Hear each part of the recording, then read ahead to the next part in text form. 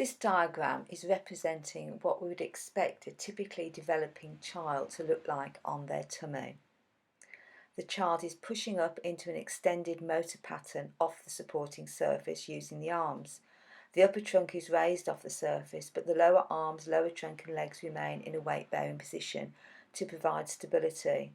This child can play comfortably in this position. This young lady, however, has a left-sided hemiplegia, and notice the difference in her activity compared to a typically developing child. She is ignoring that left arm. She's not using it to push up with, and she's not using it for weight bearing. It's important that we target this activity so that we get the best use out of that arm. So I can adapt the position. I can place her arm in a position where she has to use it more actively for weight bearing. Notice as I move that arm underneath her body further, she lifts up into a more extended position.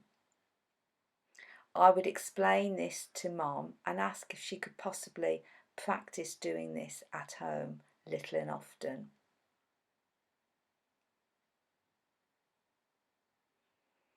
I would also gently push her over onto the left side so that we get the best activity, best weight bearing through that left arm. And notice now as well, she can look at the toy. She can also play more effectively with that toy because she's got a more free arm and she can now lift it up. Her left hand, however, is fisted. I would want to try and improve that by actively, gently opening those fingers and improving the weight bearing position for that hand, and also help to keep those fingers more relaxed. Analysis of movement using the typical development framework is key to us identifying if the child has anything that is missing in terms of their movement skills, and therefore what we need to be actually working for.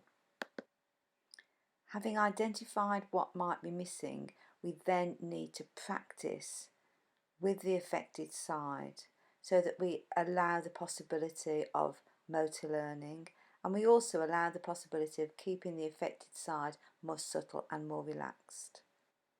Tummy time is a really useful position for the child with hemiplegic cerebral palsy because it can encourage weight bearing through the affected arm and hand, although it's not a position that we would encourage at all while the child is asleep.